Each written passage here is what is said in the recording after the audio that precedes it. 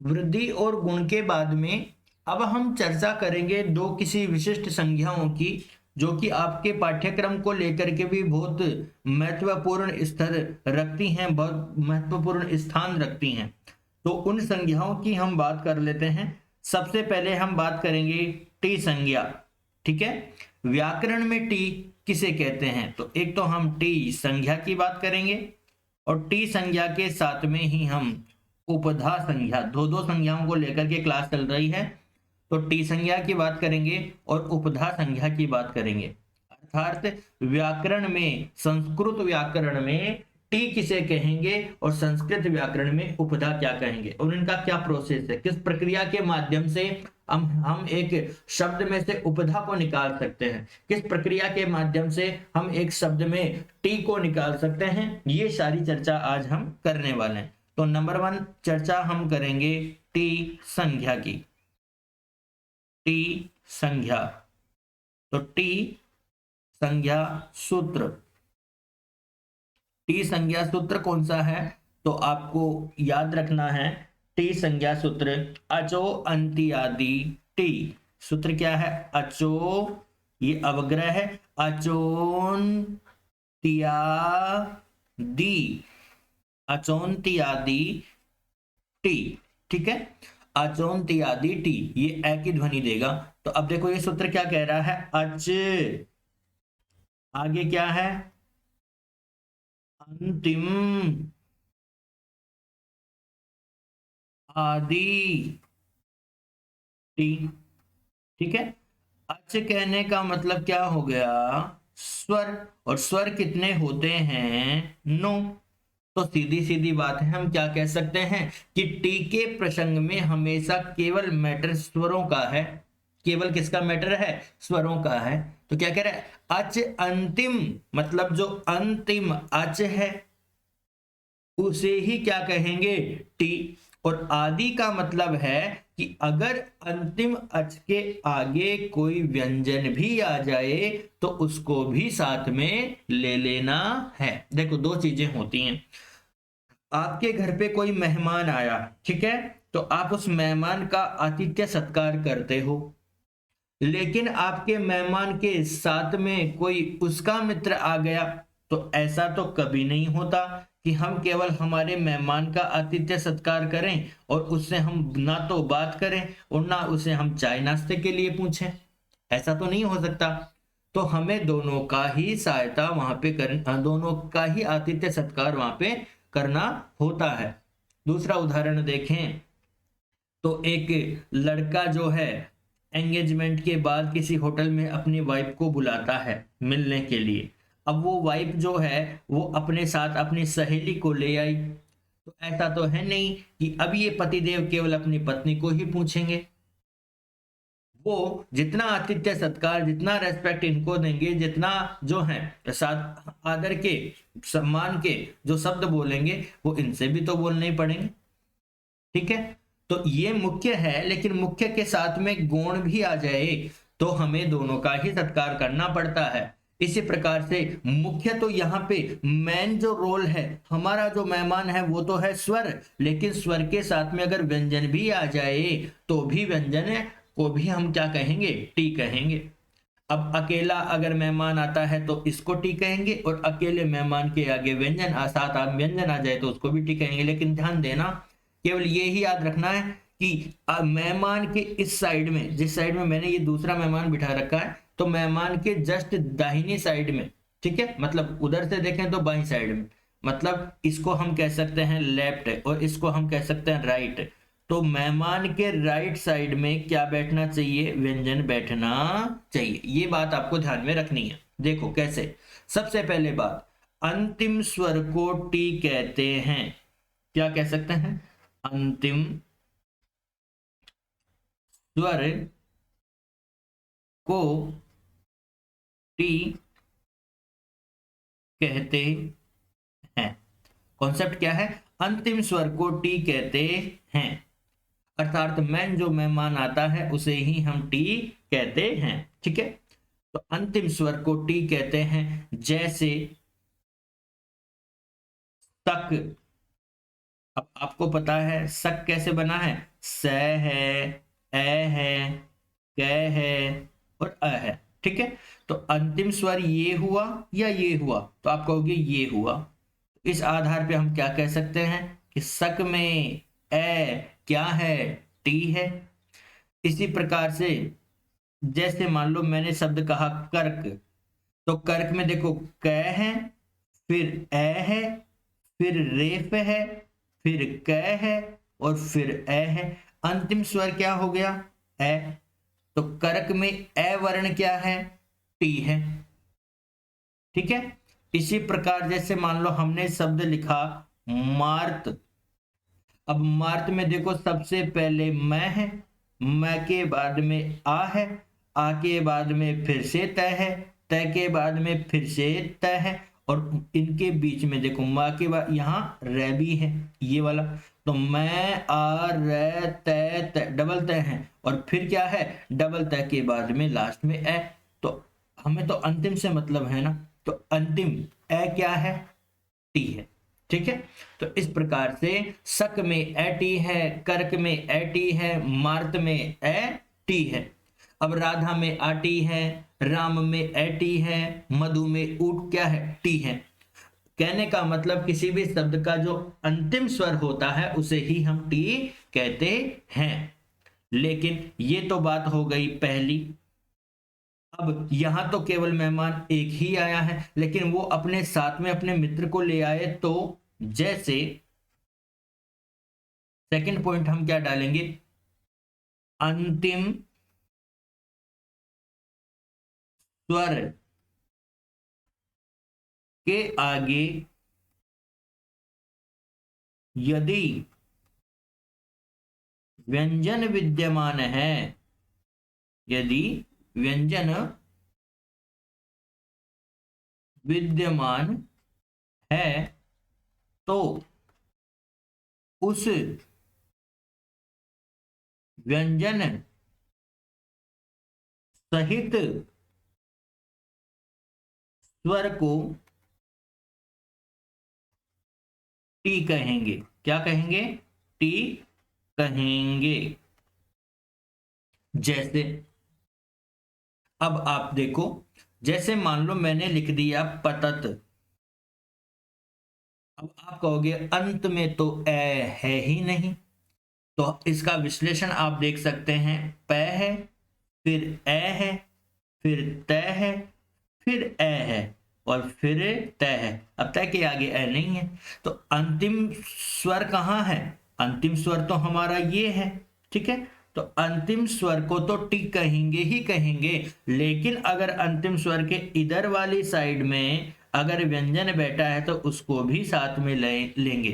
तो अब पतत में टी केवल ए नहीं है, पतत में टी क्या हो जाएगा, अत को क्या मान लिया जाएगा, टी मान लिया जाएगा।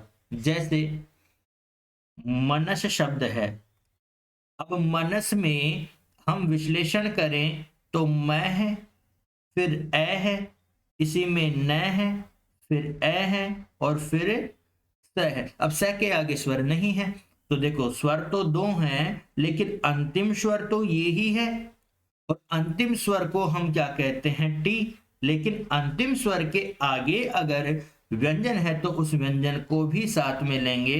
अर्थात सक में तो केवल एटी था, मार्त में तो केवल एटी था क्योंकि अंत में था, लेकिन ये शब्द ऐसे हैं जिनमें अंत में व्यंजन है, तो शब्द का विश्लेषण किया और विश्लेषण में जो अंतिम स्वर है उसको उठा के हम टी कहेंगे, लेकिन उसके साथ में भी आने वाले व्यंजन को टी कहेंगे। वो भी कौन सा, जो आगे आता है, स्वर के आगे आता है। ऐसा नहीं है कि न में ए जोड़ के आप न को टी कहोगे, स्वर के आगे आने वाले, स्वर के आगे आने वाले व्यंजन को हमें साथ में लेना है।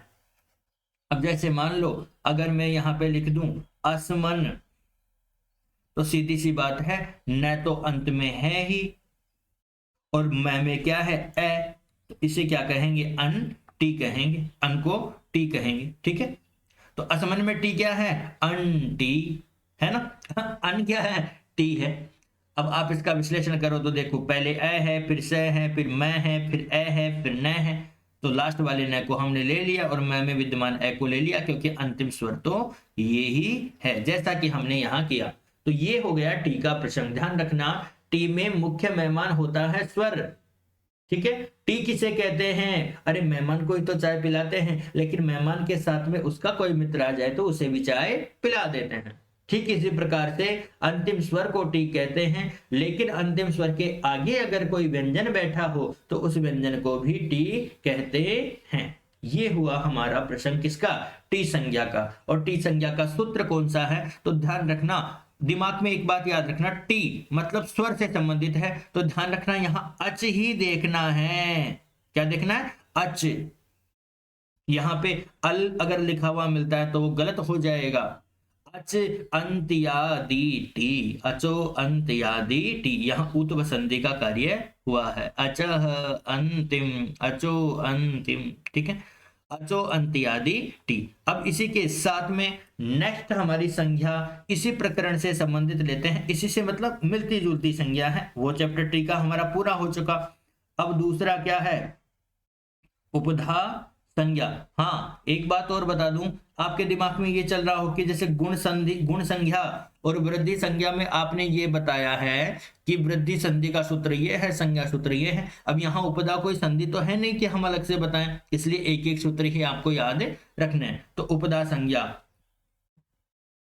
उपधा संज्ञा का सूत्र कौन सा है?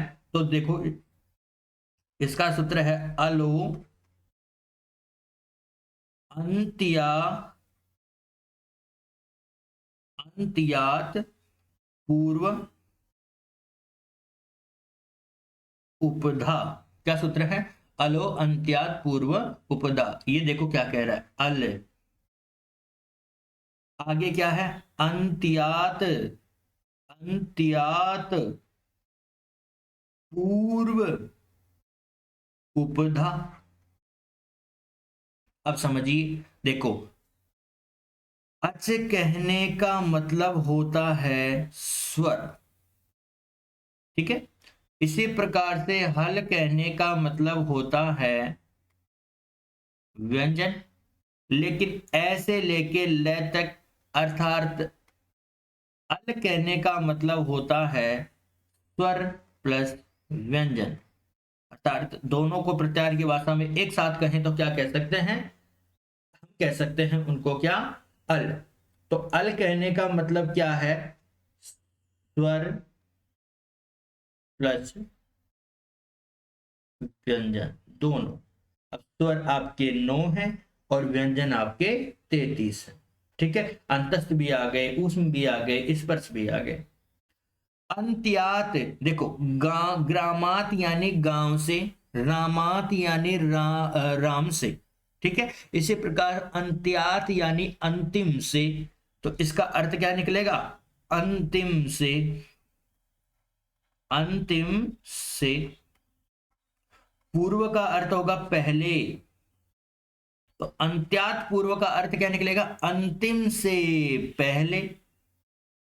तो अब ये सूत्र क्या कहता है? ये सूत्र ये कह रहा है कि आपको किसी शब्द के अंदर अगर आपको उपधा देखनी है कि उपधा क्या है, तो ध्यान देना, शब्द का जो अंतिम वर्ण है, इस अंतिम को तो छोड़ना है और इससे जस्ट पहला ये वर्ण क्या कहलाएगा? उपधा कहलाएगा। सीधी सी बात है। अंतिम से पहले अंतिम वाला कौन सा हो जाएगा? ये अंतिम है, ठीक है। तो अंतिम से पहले, अंतिम से पहले वाला वर्ण क्या कहलाएगा? उपधा कहलाएगा। अब ये अंतिम वर्ण स्वर भी हो सकता है और व्यंजन भी हो सकता है। समझ गए होंगे? अंतिम से पहले जो वर्ण है उसे ही उपधा कहेंगे, अब चाहे वो स्वर हो चाहे वो व्यंजन हो। ध्यान देना, उपधा का सूत्र अल से शुरू होता है, जबकि टी का सूत्र अच से शुरू होता है। अचो अंत्यादि टी, अलो अंत्यात पूर्व उपधा। मिलते जुलते सूत्र हैं, लेकिन अंतर दोनों में बहुत है, ठीक है। छाछ और दूध दिखते एक जैसे हैं, लेकिन उनके गुणधर्म अलग अलग हैं। ठीक इसी प्रकार से ये भी दिखते एक जैसे सूत्र हैं, लेकिन इनका काम अलग अलग है। इसी के साथ में इसको आगे देखते हैं किस तरीके से। जैसे मान लो हम कोई भी चीज लिखते हैं, जैसे मान लो हम यहाँ पे रामायण ही लिख लेते हैं एक बार, रामायण, ठीक है। अब रामायण मान लो हमने ऐसे लिखा रामायण, या हमने लिख दिया रामायणम, तो हम रामायण को लेके चलते हैं रामायण। अब रामायण में अंतिम जो है वो क्या है, तो अंत में ए है। अब ऐसे पहले क्या है, ण, तो इस ण को ही क्या कहेंगे, उपधा कहेंगे। जैसे मान लो हम यहां बात करें, हम यहां पे शिव लिख देते हैं, शिव। अब शिव में अंत में क्या है, ए, ऐसे पहले क्या है, व, इस व को ही क्या कहेंगे, इस व को ही टी कहेंगे। अंतिम से पहला, ठीक है, अंतिम से पहला। अब जैसे मान लो हमने लिख दिया पतत, अब पतत में टी क्या है, तो अंत में तो क्या है, त। अब त से पहले क्या है, इस त में मिला हुआ ए, तो इस ए को हम क्या कहेंगे, उपधा। अब यहां ध्यान देना, स्वर को भी उपधा कह सकते हैं, व्यंजन को भी उपधा कह सकते हैं। तो आपको केवल इतना दिमाग में रखना है, अंतिम से पहला, सेकंड लास्ट, लास्ट सेकंड, ठीक है। तो लास्ट से पहला, आपके बस में बहुत से लोग बैठे हैं, लेकिन जो लास्ट की सीट है, इस लास्ट की सीट में जैसे मान लो इधर चल रही है बस, ठीक है, तो ये जो लास्ट की सीट है और ये लास्ट की सीट और इससे जस्ट पहले वाली सीट को ही क्या कहेंगे, उपधा कहेंगे। तो ये आपको याद रखना है, उपधा किसे कहते हैं, लास्ट से पहला। अब दोनों को हम साथ में लेके चलते हैं, समझ गए होंगे आप किसे कहते हैं, अंतिम स्वर से जस्ट, अंतिम वर्ण से जस्ट पहला। अब यहाँ पे भी स्वर हो सकता है, ध्यान देना, यहाँ पे भी स्वर हो सकता है, यहाँ पे व्यंजन भी मिल सकता है। आपको ये याद रखना है, इससे जस्ट पहला चाहे वो स्वर हो चाहे व्यंजन हो, उसे क्या कहेंगे, हम टी कहेंगे। तो अब दोनों को साथ में लेके चलते हैं। दोनों को साथ में लेके कैसे चलते हैं, जैसे मान लो हम एक ही शब्द लिखते हैं और शब्द हमने लिख लिया पतत। अब पतत के दो भाग कर दिए, एक में हमें बताना है उपधा और एक में हमें बताना है टी, ठीक है। तो सबसे पहले तो पतत का विश्लेषण कर लेंगे, तो प, फिर ए, फिर त, फिर ए, ठीक है, प, त और फिर त, यही है प, त, त। अब इसी को यहां भी लिख देते हैं, प, ए, त, ए, और आगे क्या है, त। अब यहां ध्यान देना, टी किसे कहते हैं, अंतिम स्वर को टी कहते हैं, अंतिम स्वर को टी कहते हैं। अंतिम स्वर के साथ में व्यंजन आ जाए तो दोनों को क्या कहते हैं, टी। तो टी तो किसे कहेंगे, तो, और अंतिम से पहला, उसे हम क्या कहेंगे, उपधा कहेंगे, चाहे वो स्वर हो चाहे वो व्यंजन हो। तो उपधा किसे कहेंगे, केवल ए को। तो पतत में ए तो क्या है, उपधा, और पतत में टी क्या है, अत। ये आपको अंतर याद रखना है। उम्मीद है समझ में आ गया होगा आपको। आप एक दो शब्दों को लेकर के यहाँ पे प्रयास करें। जैसे मान लो शक शब्द है, शक। अब शक में टी तो क्या है, अंतिम स्वर को टी कहेंगे। अब अंतिम स्वर के आगे व्यंजन होता तो ले लेते, लेकिन है ही नहीं। और अंतिम से पहले तो अंत में ए है और उससे जस्ट पहले क है, तो क तो क्या हो गया, उपधा, और ए क्या हो गया, टी। इसे तो हम क्या कहेंगे, टी, और इसे हम क्या कहेंगे, उपधा। ठीक है, तो इस तरीके से आपको ये चीजें भी समझ के चलनी है। उम्मीद है आपको समझ में आ गया होगा पतत और उपधा और टी का प्रसंग। तो उपधा किसे कहते हैं, अलो अंत्यात पूर्व उपधा। अंतिम से पहले वाले वर्ण को उपधा कहते हैं, चाहे वो स्वर हो चाहे वो व्यंजन हो, अर्थात वो अल हो सकता है। और टी किसे कहते हैं, अचो अंत्यादि टी। अंतिम स्वर को टी कहते हैं, और अंतिम स्वर के आगे कोई व्यंजन भी मिल जाए, लेकिन आगे ही होना चाहिए, तो उस व्यंजन सहित समुदाय को टी कहते हैं। तो ये हो गया हमारा आज का टी का प्रश्न और उपधा का प्रश्न। 4 संज्ञाएं हो गई हैं, गुण संज्ञा, वृद्धि संज्ञा, उपधा संज्ञा और टी संज्ञा। इसी के साथ में इस क्लास को यहीं संपन्न करेंगे। मिलते हैं अगली क्लास में, तब तक के लिए जयतु संस्कृतम जयतु भारतम।